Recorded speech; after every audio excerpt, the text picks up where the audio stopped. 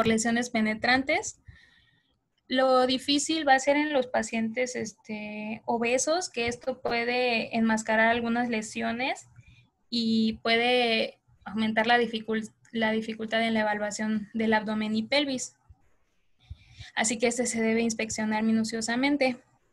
Hay que buscar sangrado en el meato uretral, equimosis, ruptura uretral, sangre que sea evidente o algo por el estilo. Sí, decía que si el paciente está estable y aún no se ha tomado unos rayos X o un ATAC, es el momento pues indicado para tomar algunas imágenes. Decía, si el paciente tiene que ser transferido, o sea, si en la clínica o en donde lo tienes no tienes lo suficiente para manejar al paciente, que no se espere a hacer ninguna imagen y se transfiera enseguida. Lesiones en los órganos sólidos. Por lo general son ocasionados por la pérdida de sangre. Hay un incremento en la presión del pulso. Decía que este incremento puede ser igual el único indicio de la pérdida de sangre. Decía que cuando hay una pérdida de sangre del 15% o menor, que es cuando se va a ver un cambio en el pulso. En caso de las lesiones, ya sean esplénicas o hepáticas, pues pueden ocurrir de forma tardía. El dolor no puede ser como exacto para decir que va a haber una lesión. Entonces, si hay una hemorragia continua, podemos ver el aumento de la frecuencia cardíaca y respiratoria. Puede o no puede haber hipotensión. Decía que la hipotensión se va a ver hasta que disminuye el volumen sanguíneo hasta un 30%. Entonces, podemos o no podemos ver hipotensión. Va a haber una disminución de la diuresis y el paciente se va a tornar ansioso y confuso. Ok, nada más aquí para repuntar un poquito. ¿Cuál es la diferencia entre abdomen agudo e irritación peritoneal?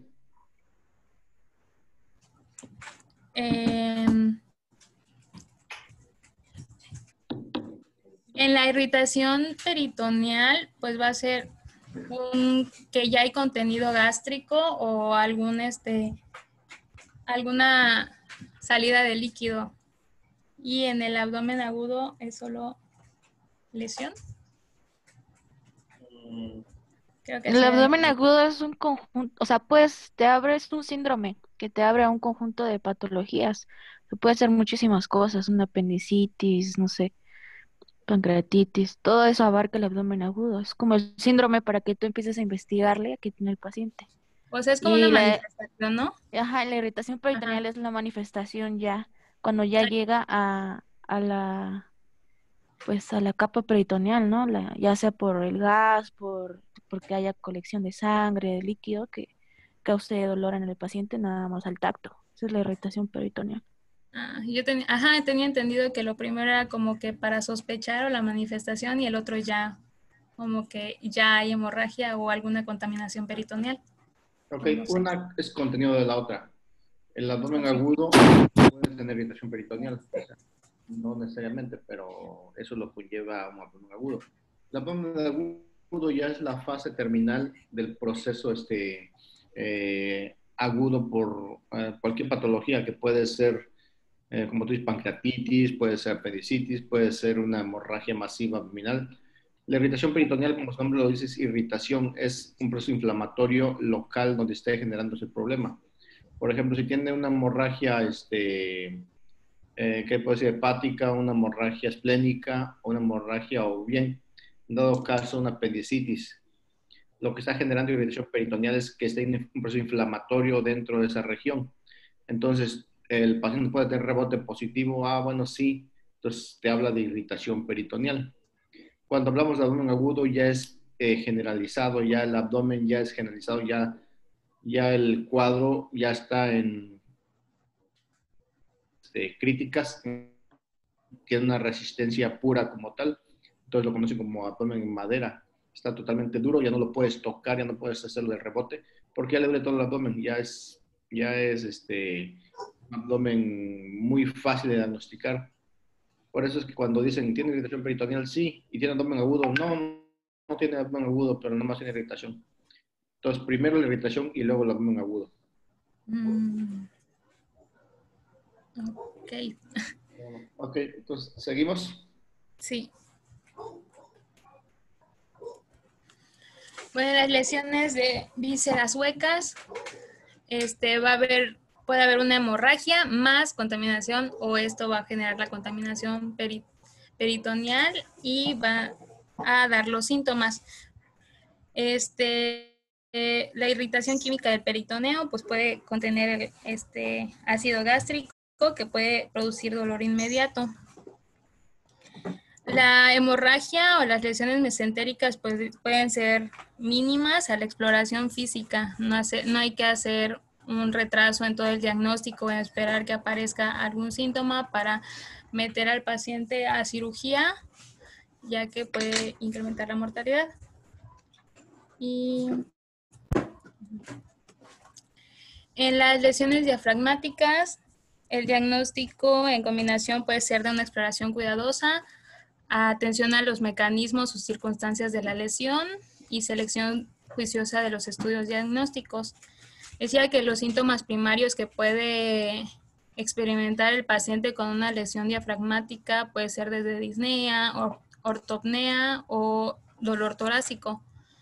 El dolor pues puede variar, pero decía que también puede aparecer en el área escapular. Entonces no hay que, si presenta dolor en el área escapular, no hay que irnos solo con que se puede volver la espalda o algo por el estilo.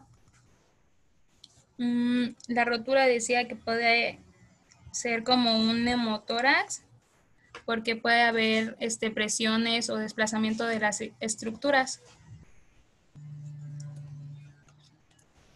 Los anexos del examen físico. Lo que les comentaba de la sonda nasogástrica, bueno, ya les había preguntado que va a estar contraindicado en fracturas faciales severas o fracturas de cráneo. En dado caso que haya fracturas, decía que se puede insertar por la boca, aunque pues puede reducir la incidencia de aspiración, pero pues si el paciente está estable o como que consciente, puede estimular el reflejo nauseoso. Hay que valorar la sangre, si va a ayudar a aliviar la dilatación gástrica aguda, va a descomprimir el estómago antes de el lavado peritoneal diagnóstico. Bueno, ya les comenté lo de la vía.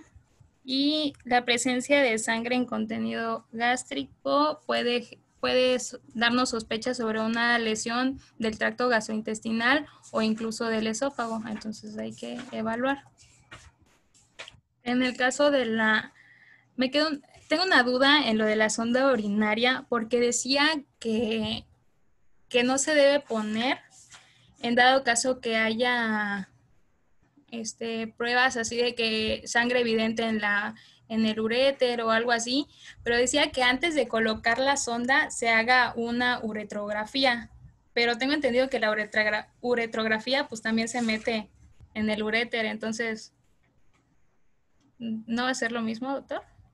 Ok, sí, tienes razón. Pero aquí te está hablando de una radiografía con toma de medio de contraste. Ajá. Entonces lo que haces es tomar medio de contraste y tomar las placas para que valoren cómo se elimina medio de contraste. Si hubiera alguna fractura de uretra, el medio de contraste se va a diseminar en pene. Entonces se va a ir a los tejidos. Y en esa forma puedes saber que hay una fractura. Porque la uretrografía, como tú dices, hay una retrógrada. La retrógrada se administra por sonda Foley. Por eso me quedó duda, dije, es lo mismo que meta una sonda, porque va a meter de todos modos en Sí, el mismo. es la retrógrada. En cambio, la uretrografía por medio de urografía excretora, ahí sí es tomado el medio de contraste o IV, se puede administrar y se elimina la orina. Oh, ya. Sí, bueno, la sonda va a ayudar a aliviar la retención de la orina, va a descomprimir la vejiga, monitorear el gasto urinario del paciente y vamos a ver si hay hematuria.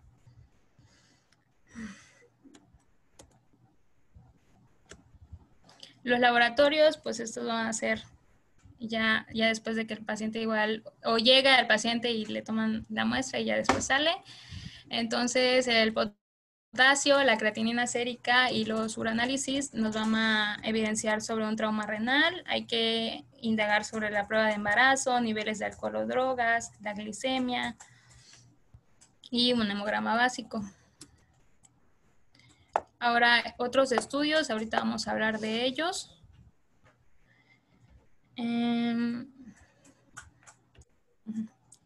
La única contraindicación de estos estudios, pues va a ser una laparotomía de urgencia. Entonces, ahorita vamos a ver. En el examen radiológico, pues decía que no lo vamos a requerir los pacientes que tengan una lesión penetrante. Supongo que decía que lo metieran rápidamente a TAC para evaluar más a detalle, porque con un estudio radiológico pues no va a evaluar exactamente qué órganos afectó. La placa AP de tórax puede ser en pacientes hemodinámicamente normales y en lesión penetrante por encima del ombligo. La placa AP de abdomen va a ser en forma supina con los pacientes que tengan una entrada y salida y con ese se puede tomar una radiografía lateral. Va a permitirnos una orientación espacial de los cuerpos extraños. Y la placa AP de pelvis, pues va a ayudar a establecer si hay una pérdida de sangre en los pacientes hemodinámicamente anormales. Ok, aquí nada más difiere un poquito en cuanto a heridas por lesión penetrante. Tú sí le tomas la placa por herida por lesión penetrante, en este caso por arma de fuego, hay que tomar tanto placa de tórax y abdomen. ¿Por qué? Porque la bala no sabes dónde está. Entonces, si entró en no sé qué, en cuadrante inferior derecho, pero si el calibre es menor va a chocar con la columna, se va a desviar y puede estar alojado en tórax y puede haber neumotórax. Entonces, lo metes a quirófano y abres, pero no tienes ni idea, ponta la bala.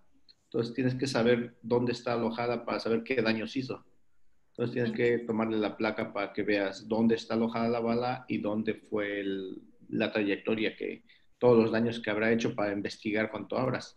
Porque abres y a lo mejor dices, aquí no hubo lesión, pero está alojada en pulmón y no fuiste a pulmón porque dices, no, no creo que esté allá. Entonces con la placa radiográfica nos puede ayudar. Igual cuando es por un cuerpo extraño, se le clava la varilla o un fierro del carro. Entonces hay que saber hasta dónde abarca la punta de ese objeto para prepararnos a ver en qué vamos a encontrar y qué vamos a hacer. Entonces para eso sí es importante tomar las placas. Si tienes una herida por un arma blanca, ahí sí, bueno, sí tienes razón, o sea, no tiene caso que tome la placa, porque sé que solamente fue un sitio el arma blanca y está afuera, ya no está puesto. Entonces, lavaron y quitaron. Entonces, le tomo la placa, no va a salir nada, a menos va a haber hemorragia. Entonces, con la laparotomía ahí sí ya puedo entrar directamente. Sí, de hecho, bueno, ya no tanto en lo de lo de las bibliografías, sino que en el hospital donde estábamos, pues era más fácil, de hecho, el examen radiológico, porque luego los pacientes pues llegaban inestables y los metían rápido a quirófano y el único pues examen para ver dónde estaba la bala o cómo estaba, pues eran los rayos X que pues llevaban al quirófano. Entonces, pues yo creo que sí era importante, pero en la lectura como que hacía más énfasis en la TAC y el paciente pues estaba Sí, estable. pero la TAC es mayor el proceso, hay que llevarlo a la tomografía, entonces si está inestable, aquí que le lleves a tomografía, aquí que le tomen Sí. tarda mucho, y menos la resonancia magnética, la resonancia tarda 1 hora en hacerse, entonces no es factible. Sí. Y ahora vamos a empezar con el FAST, que esa decía que es un método muy rápido, que no es invasivo, que le hacemos énfasis en el no invasivo, es exacto, barato y se puede repetir. El problema es que debe ser hecho pues, por pacientes, por personas o por personal que estén capacitados, o sea, que puedan detectar rápidamente y sea fiable su criterio para poder identificar algún líquido intraperitoneal. En este decía que se tiene que hacer de 2 a 3 minutos, entonces por eso sí deben de conocer bien las estructuras y cómo se van a ver y todo esto. Los factores que van a comprometer que va a comprometer este estudio van a ser la obesidad, aire subcutáneo o alguna cirugía previa. Este va a tener ventaja también de poder detectar algún taponamiento cardíaco o algunas causas de hipotensión, porque ya les había comentado que luego hasta que ves a un paciente hipotenso es cuando sospechas de que tiene algún líquido allá adentro, porque si se ve estable y de la nada se pone hipotenso y no se ve nada evidente, entonces también puede verse los del pulmón, un neumotórax, y en este pues se pueden realizar varias veces para ir viendo la progresión de alguna afección. Aquí está una ventana que es la ventana pericárdica. En vamos a ver, o también se llama ventana epigástrica. En se va a evaluar parte del lóbulo izquierdo del hígado, grandes vasos, orientación en el transductor hacia, como que hay que ponerlo ya como hacia el cráneo y para poder evaluar el corazón y el espacio pericárdico. Ahí podemos apreciar una vista normal subxifoidea. En el flanco derecho o la vista hepatorrenal se ve el hígado, como dice su nombre, el riñón derecho, se puede ver el espacio hepatorrenal que va a ser lo del fondo del saco de Morrison. Además, en se puede buscar algún derrame pleural. En esta diferencia va a ser del lado izquierdo, pues también se va a evaluar el riñón izquierdo. Decía que también el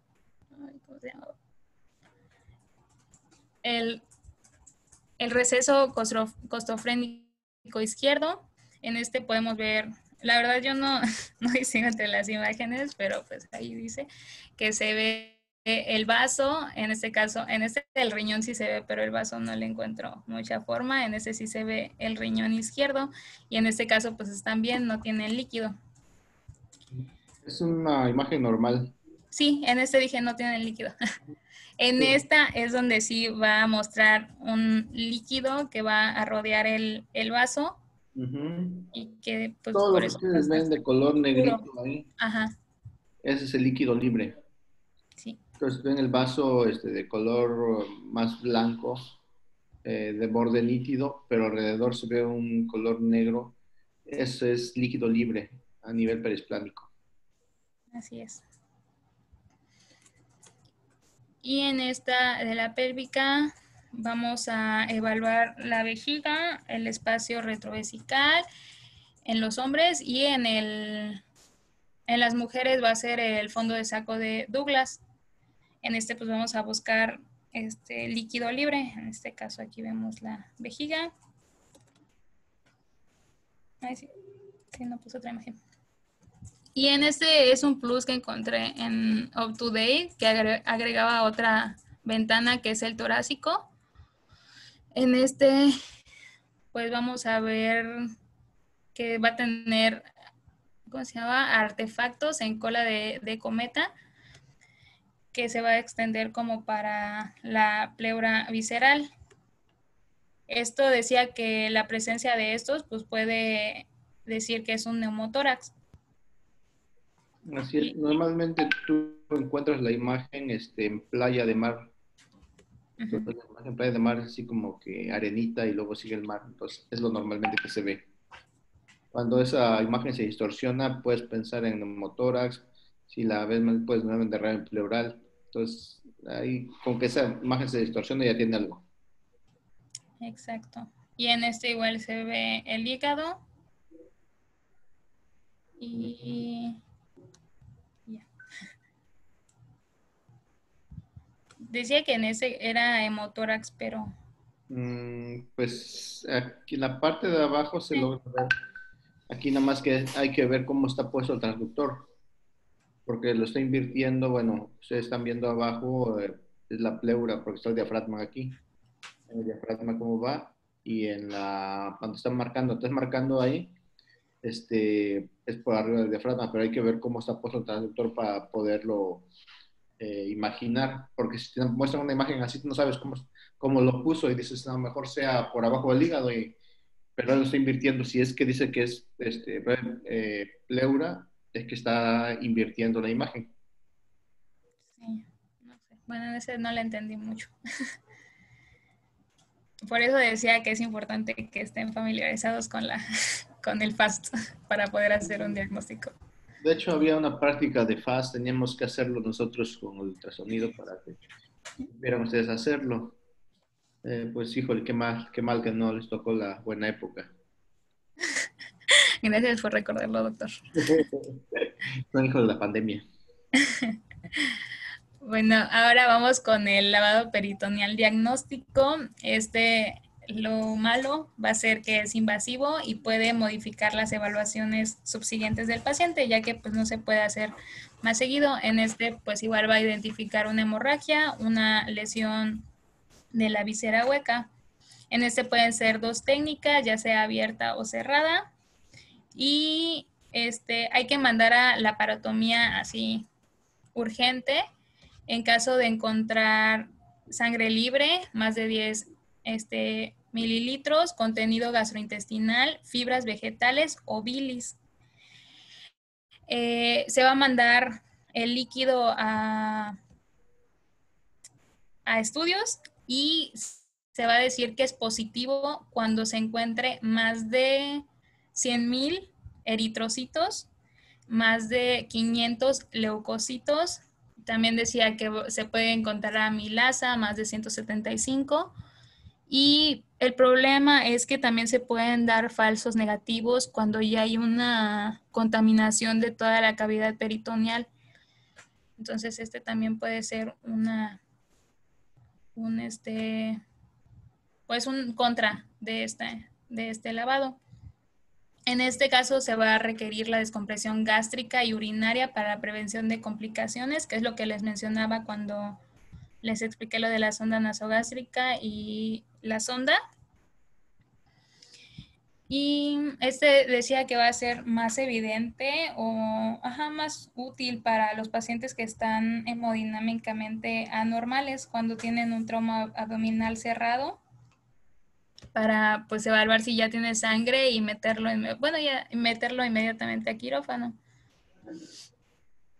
Ok, sí, el lavado peritoneal, cuando tú colocas, bueno, ahorita con lo del FAS ha venido a cambiar todo esto. Antes en urgencias, la única forma nosotros de hacer el diagnóstico de hemorragia intraabdominal era por medio de un lavado peritoneal. Antes teníamos que hacer los catéteres rígidos, lo que poníamos en el abdomen del paciente en el servicio de urgencias, le ponías el catéter, metías la solución como si fuera de diálisis y sacabas el líquido, y si salía rojo con sangre era positivo para hemorragia intraabdominal. Aquí los parámetros que estás poniendo es cuando no salía rojo, cuando tenías sospechas o dudas de decir, ¿será o no será que tiene sangrado? Entonces agarrabas parte de la muestra que salía y lo mandabas al laboratorio.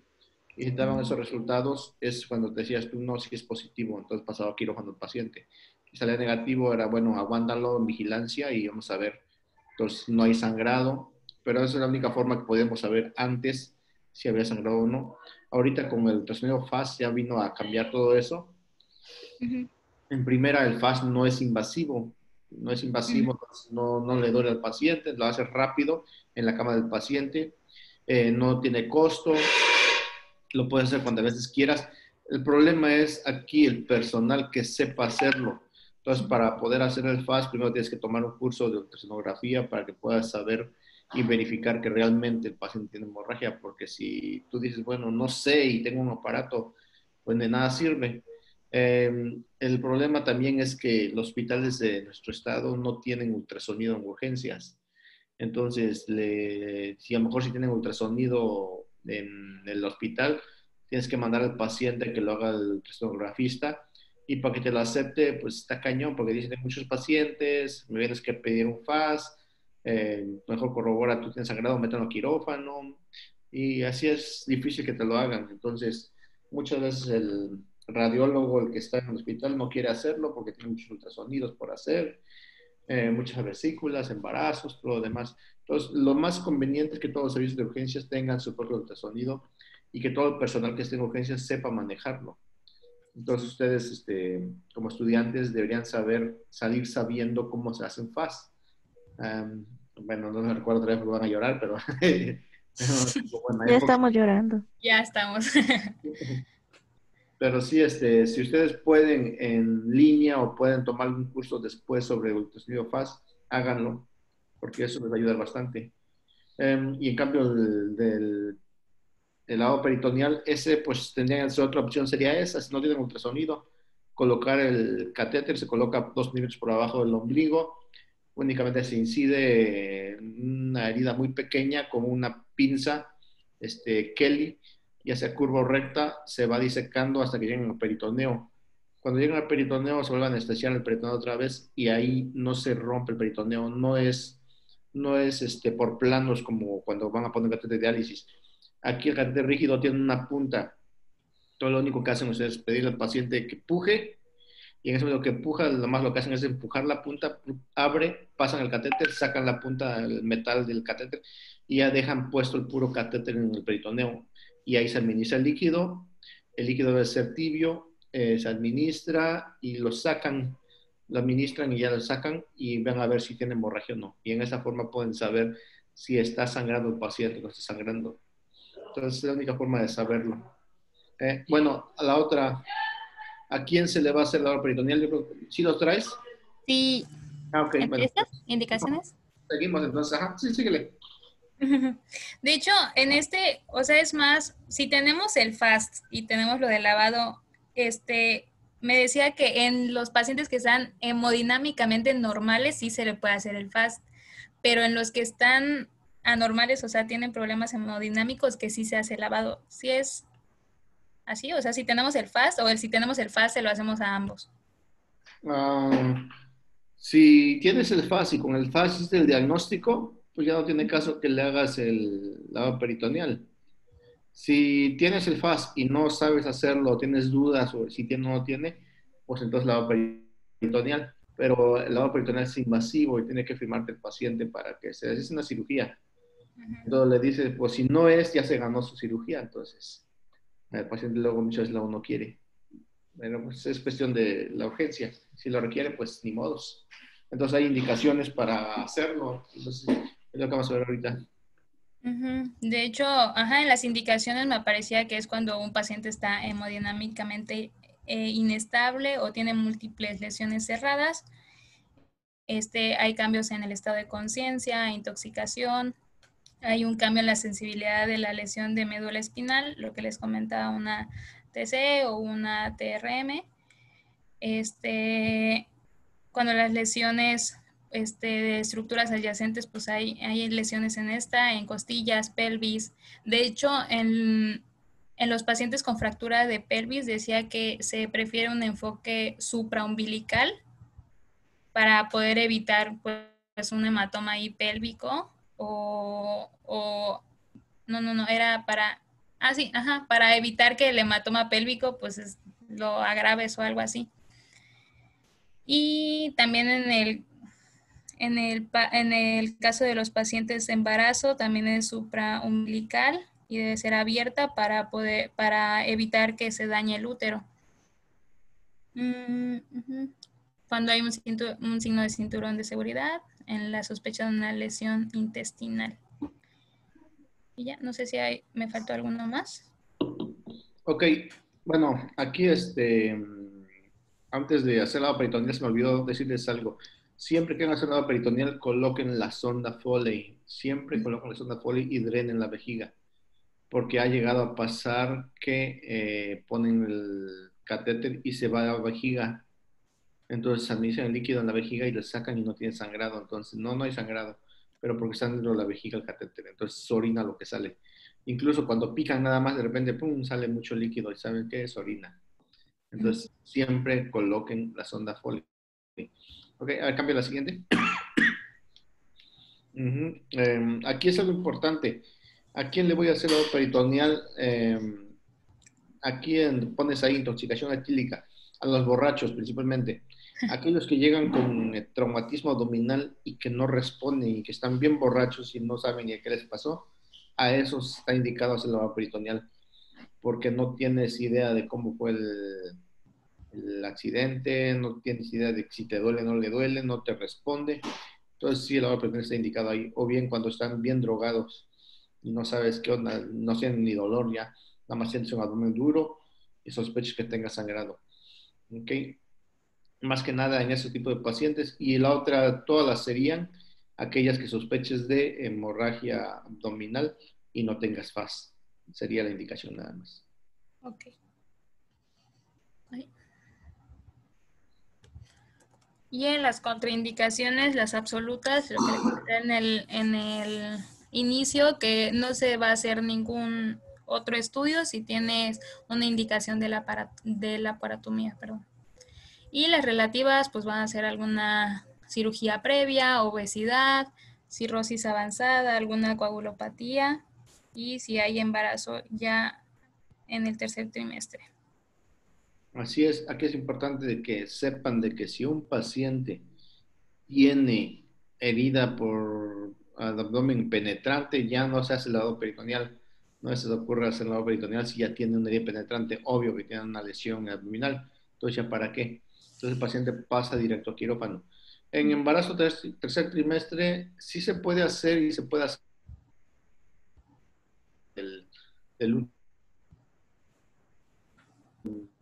pero se puede hacer si se requiriera. Entonces, pero es con mucho cuidado, no vayan a darle al útero y salga líquido amniótico igual, en vez de lavado peritoneal. Ok, sí. Y en en las complicaciones, pues puede que haya hemorragias que den falsos positivos. Lo que les comentaba, que cuando lo llevas a realizar los estudios, pues que ya haya contaminación. Puede haber un desgarro, hematomas, peritonitis, una laceración vesical, lesiones vasculares, hernias. Y aquí les puse la técnica abierta y la cerrada, que pues ya lo comentó el doc.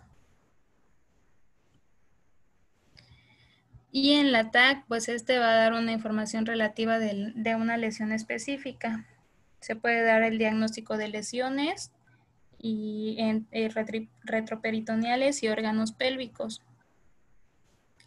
Ese se debe hacer solo si el paciente está hemodinámicamente bien, que no hay indicios evidentes para una laparotomía y nos va a proporcionar una información relativa de la lesión en el órgano específico, la extensión y pues igual puede diagnosticar algunas lesiones de la pelvis que son más difíciles de evaluar con un FAST o un lavado peritoneo. Decía que el ATAC pues no puede ser tan útil en lesiones diafragmáticas o gastrointestinales porque pueden pasar inadvertidas. Las contraindicaciones, pues como las anteriores, es la indicación de la laparotomía y las relativas, pues es el retraso de la disponibilidad. Si el paciente no está cooperador, pues no tienes ni cómo meterlo al ATAC. Y si el paciente es alérgico al contraste. La presencia de líquido libre que sugiere alguna lesión, pues es indicación para la laparotomía y no hay que perder más tiempo. Algunos otros estudios, pues puede ser desde la uretrografía, que se va a realizar antes de que se ponga el catéter o la sonda, y sospecha de una lesión uretral. En la cistografía, pues es un método para el diagnóstico de la rotura vesical. La pielografía, se van a visualizar, me parece que los cálices renales, y la TAC con contraste, pues se va a poner el contraste y ya se van a ver algunas lesiones. Pero pues casi no, decía que casi no se usan. La laparotomía. El propósito de va a ser el control del daño, controlar la hemorragia, identificar las lesiones de las que ya se había sospechado y controlar la contaminación. En reparación y reconstrucción de los órganos afectados. Las indicaciones, pues es cuando el paciente está hemodinámicamente mal, hay una herida por arma de fuego, con arma de fuego, hay signos de irritación peritoneal, y pues si hay signos de penetración peritoneal, ya sea una evisceración. Aquí puse otras indicaciones que son peritonitis, sangrado, aire libre, un ataque con contraste que ya demostró alguna ruptura o alguna lesión. No hay que esperar más tiempo. Decía que pues realmente el cirujano es el que va a decir, pues métanlo, determinar el tiempo y si necesita láparo. Pues sí. En hay les puse 2 cuadritos de las comparaciones, que es casi lo mismo, que en el FAST pues va a ser más es el que más se usa porque no es invasivo, aunque es menos sensible. El lavado es el que va a ser el más sensible, pero en ambos puede ser, tanto en el lavado como en el FAST, pueden ser las mismas indicaciones, excepto en la TAC, que pues el paciente tiene que estar estable.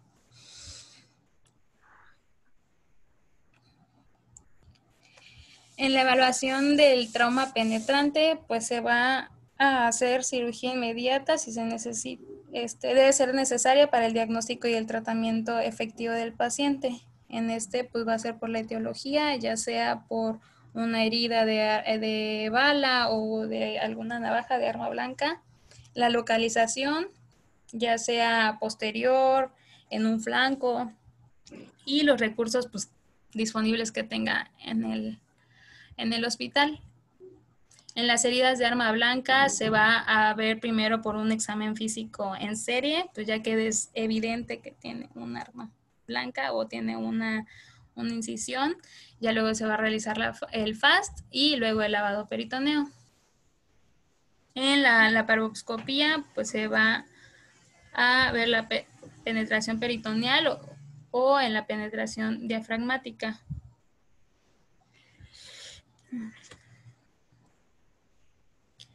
En la evaluación del trauma penetrante, la mayoría de las heridas de bala en el abdomen pues, son manejadas por la laparotomía exploratoria. La laparotomía es obligatoria en un paciente hemodinámicamente inestable, con una herida de bala transperitoneal, signos de irritación peritoneal y signos de penetración de la fascia. Aquí les puse unas imágenes, que ese es del Hospital General de aquí de Cancún, donde llegó un paciente que lo habían baleado y tenía como 6 agujerillos ahí en el intestino. Y ya, lo repararon. Las heridas penetrantes superficiales requieren una exploración local primero, antes de cualquier otro estudio. Pero no hay que quedarnos solo con lo que se puede ver, sino que hay que hacer los estudios. Y el paciente asintomático con posible lesión frénica, hay que realizar pues los rayos X, una toracoscopía, laparoscopía, y un ataque. Aquí tenemos la evaluación de otras lesiones,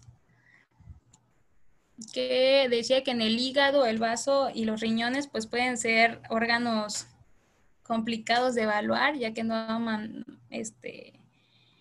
ser tan evidentes con los signos. Entonces, en las lesiones diafragmáticas dice que podía ocurrir en cualquier parte del diafragma, aunque el hemidiafragma pues era la parte más lesionada comúnmente. En este pues se puede realizar una radiografía, pero pues al principio esta puede ser normal, así que se puede confirmar por una laparotomía si se sospecha de una herida penetrante. En las duodenales, pues ocurre cuando hay accidentes automovilísticos y es un impacto directo y no tiene restricción el paciente, entonces ocurre mayormente por eso. Un aspirado gástrico con sangre, con una radiografía o un ATAC, pues puede confirmar esta sospecha. En el páncreas, pues puede ser resultado de un golpe muy fuerte. Y cuando les dije lo de los estudios, en este caso la amilasa sérica normal puede no excluir el traumatismo pancreático porque puede ser tardío. En la TAC ya les había mencionado que se puede retrasar y decía que puede aparecer hasta 8 horas después en la TAC, o sea, la lesión. Entonces se puede repetir o en otro caso hacer otro tipo de evaluación de imagen. En las genitourinarias, pues igual es por contusiones, hay hematomas, equimosis en la espalda o incluso en el área vaginal o uretral. La hematuria pues es un indicador importante para ya tomar unos exámenes de imagen, igual que el contraste. Por las vísceras o órganos huecos, el diagnóstico igual puede ser difícil cuando no se relacionan con hemorragias. Normalmente estos ocurren por desaceleración, como el cinturón de seguridad como que rebotan. Y hay que ver la equimosis en cualquier parte de la pared abdominal. Y también pues puede ser de difícil diagnóstico porque pueden haber hemorragias. En los órganos sólidos pues hay lesiones del hígado, del vaso, y esto no puede pasar desapercibido hasta que el paciente entra en shock. Y sí, hasta ahí se puede sospechar. Decía de hecho que cuando un paciente pues está bien, pero tuvo un accidente, es mejor hospitalizarlos y mantenerlos en observación antes de mandarlo a su casa. Entonces, antes de mandarlo, se pueden volver a hacer imágenes para ver si no hay algo evidente o ya hay algún signo para poder mandarlo a su casa. En el manejo de las fracturas, pues ya les había mencionado que puede ser altamente mortales. Entonces hay que tomar decisiones muy correctas, acertadas en Cuando hay una hemorragia, normalmente es porque algún ligamento o alguna parte de aquí se dañó, entonces pues ahí está todo el sangrado. Las fracturas se pueden clasificar en estas tres, que la primera es la compresión anteroposterior, la compresión lateral y descizallamiento vertical. También dice que puede haber un mecanismo combinado de cualquiera de estas. En la compresión de la anteroposterior dice que va a producir una rotación externa de la hemipelvis. Va a haber una separación de la sínfisis, aquí podemos ver, y un desgarro de los ligamentos. En la lateral, pues esta también se va a rotar, pero esta va a ser internamente. Va a reducir el volumen de la pelvis y de la, ¿cómo se dice? Como que de la presión y la tensión de las estructuras vasculares. Y en el cizallamiento, pues puede alterar toda la vasculatura porque literal se mueve muy feo. Entonces puede interrumpir algunos ligamentos y esto conduce a una gran inestabilidad pélvica. El tratamiento inicial del shock es asociado pues por una... O sea, primero hay que controlar hay que controlar la hemorragia, entonces hay que reanimar con los líquidos y observar la respuesta del paciente para poder evitar la hipotensión. Decía que podemos hacerle el control de la hemorragia con una estabilización mecánica, que va a ser por un anillo pélvico o una contrapresión externa que se ve. Esos son los que normalmente enseñan en la Cruz Roja, que se mete por detrás y se aprieta. En ese decía o leí que solo se puede evaluar una vez la estabilidad de la pelvis y solo en caso de que el paciente esté hemodinámicamente estable. ¿Qué más puedo decir? También decía que se puede usar lo de la aglutinante de la pelvis o cualquier otro dispositivo y evaluar si está bien acomodado.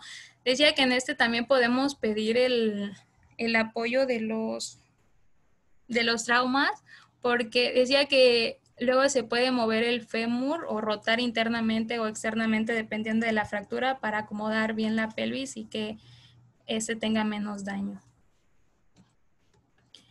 Y ya les puse un esquemita de la laparotomía urgente en caso de penetrante de arma de fuego, arma blanca, pues si está hemodinámicamente inestable, laparotomía; si está estable, una herida penetrante, TAC o el lavado; y no penetrante, pues observación. En como ven, no aparece el FAST, pero aquí sí. Y ya es todo. No sé si les quedó alguna duda, sí fue un tema muy extenso, pero no quise pasar nada por alto. Ok, en cuanto a la fractura de pelvis, ¿qué es lo que nos preocupa de la fractura de pelvis? ¿Por qué? ¿Perdón? Ajá, ¿por qué? La hemorragia que se puede guardar dentro de ella. Así es. Pero nos preocupa el choque hipovolémico que nos va a llevar, porque la pelvis es un hueso muy vascularizado, muchos plexos. Sí. Cualquier fractura que tenga esta va a sangrar muchísimo el paciente y es sangrado oculto. Es sangre oculto que se va a almacenar en la región pélvica. Nosotros no nos vamos a dar cuenta que el paciente está sangrando. Y eso te lo digo como tal cual un paciente que teníamos, un chico de 16 años, que estaba parado en la calle y pasa un auto y con el espejo le pega la pelvis. Entonces lo llevan al hospital y los paramédicos no lo iban a llevar al hospital porque decían, pues está bien, pero de repente estaba sentado y se desmayó el chavo. Entonces, al ver lo que se desmayó, lo llevaron al hospital. Y ya hablando con el chico, ¿y cómo te sientes? No, pues bien, súper bien, no tengo ningún problema. Le digo, ok, le digo, pues vamos a revisarte. Siéntate tantito. Y se sienta el chavo y cuando se sentó, se desmaya otra vez. Entonces, vimos, pues, ¿qué le pasa? Y volvimos a hacerlo nuevamente. Cuando despertó, lo volvimos a sentar y se volvió a desmayar. Entonces, viendo el cuadro que tenía, y tomamos la placa y tenía una fractura al libro abierto. Toda la pelvis estaba deshecha. Entonces, la fractura estaba robando totalmente el flujo y cuando se sentaba no había flujo cerebral y se desmayaba. Entonces, en esta forma hicimos el diagnóstico de fractura de pelvis. Permítame tantito.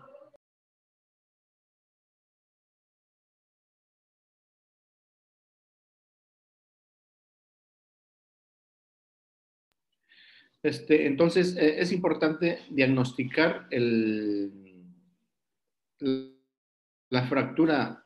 En primera, diagnosticamos la fractura. Lo segundo es fijar inmediatamente la pelvis. Fijarlo como ya tenemos ahí las sábanas, fijar completamente para que no esté inestable. Este paciente tiene que entrar a quirófano inmediatamente para que se repare la pelvis y no siga sangrando. Entonces, es un sangrerío cuando tienen fractura de pelvis. Es importante que se diagnostique.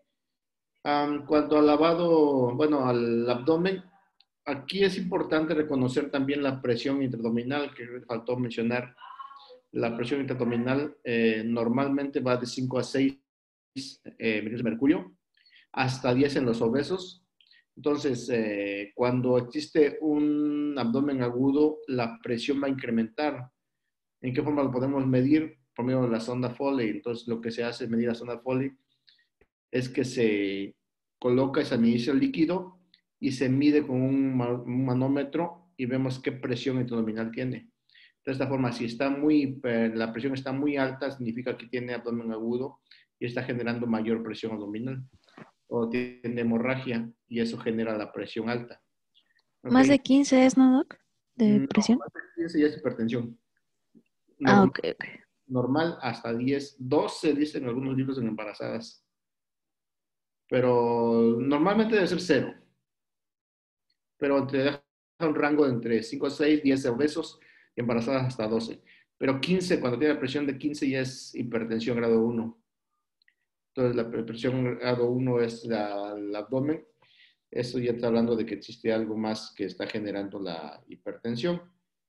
Pero sí, es importante que ustedes lo midan porque, bueno, hay 4 grados de hipertensión abdominal, entre ellos el parámetro más bajo es de 12 a 15, el segundo grado es de 16 a 20, el tercer grado de 21 a 25, y el grado 4, que es el mayor y que estamos hablando de un proceso ya con datos de, ¿cómo se llama? Cuando ya es la presión muy, muy alta, un síndrome comportamental abdominal es mayor de 25, entonces en este caso sí es muy grave el paciente. En trauma abdominal por lo regular siempre llegan entre 12 y 15 o 16 a 20, pero no llegan a más. En cambio, cuando es pancreatitis o cualquier otra patología que está generando una presión tan severa, ahí sí estamos llegando a grado 4. Pero es importante la presión abdominal. Otra cosa que se iba a mencionar, cuando a las heridas superficiales, siempre que haya heridas penetrantes del abdomen, verifiquen que realmente penetró cavidad, verifiquen que esa herida sí penetró. Si es arma de fuego directa, pues sí penetró, obvio. La bala no se va a quedar en la piel. Pero cuando es arma blanca, hay que abrir sin miedo. Entonces, anestesien, abran la herida donde entró, metan el dedo, se atraviesa el peritoneo. Entonces, ahí en ese momento ustedes dicen, no, pasó peritoneo, pasa quirófano.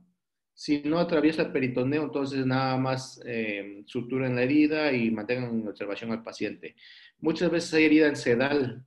Heridas sedales que atraviesan nada más piel, no atraviesan peritoneo y sale por un otro lado del abdomen, pero sin llegar a cavidad peritoneal. Entonces, la otra forma que si ustedes no quieren meter el dedo porque es muy prolongada la herida, con una sonda Foley se puede meter la sonda Foley en el átomo, se mete en un lado y se dirige y si sale por el lado que salió el agujero de salida, entonces no penetró cavidad abdominal, entonces en esta forma nada más es suturar y mantener al paciente en vigilancia. ¿Ok? Bueno, no sé si tengan preguntas sobre trauma abdominal. Doctor, entonces puedes tener una fractura de pelvis y no presentar dolor. Sí, sí, puede tener fractura de pelvis, como la fractura de pelvis muchas veces se rota y se fija solita. Entonces, el paciente no va a poder caminar, obvio, pero puede estar acostado sin dolor. Puede estar acostado sin dolor o dolor leve. Pero en el momento que se mueve y se rota otra vez la pelvis es cuando produce el dolor y el sangrado. Por eso es que el paciente no debe estar en movimiento, no debe estar caminando, no debe estar parado. Debe estar acostado y con la pelvis fija, fija totalmente. Ok, doctor, gracias. ¿Alguna otra pregunta? No, doctor. No. Muy bien. El siguiente tema es trauma en embarazo. Este tema es muy corto, entonces yo creo que se acaba y seguimos con el siguiente tema. El trauma de embarazo es muy poquito, no hay muchas cosas que ver. Realmente el manejo no es más allá de lo que se maneja el abdomen normal. Lo único que tienes que verificar pues que tienes un producto ahí que está generando presión abdominal alta con restricción pulmonar. Pero sí, no. Y otra cosa que les comentaba sobre el trauma abdominal, siempre tomen una placa de tórax. Todas las rupturas de víscera hueca van a dar aire libre subdiafragmático, que es la imagen que se ve en tórax. Entonces, siempre que ustedes ustedes tengan trauma abdominal, pidan placa de tórax. No es para valorar el tórax, sino es para ver si hay aire libre subdiafragmático. Y eso indicaría que hay ruptura de alguna víscera hueca. Entonces es importante que para eso sea, además que evalúan, claro, pulmón y corazón, pero siempre hay que buscar la imagen de aire libre subdiafragmático. ¿Alguna otra pregunta? Que no. ¿Perdón?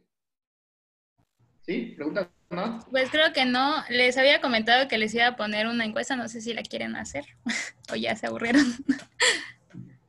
No sé, a ver sus compañeros qué dicen. Pues como usted diga, doctor.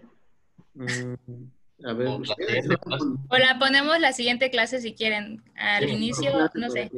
ya se vayan a descansar hoy que hicieron examen y clase. Va. La próxima clase, entonces. Ok. Bueno, entonces nos vemos el viernes, ¿ok? Sí, Vale. doctor. Ok. Gracias. Gracias, buen día. Buen día, hasta el viernes. El viernes.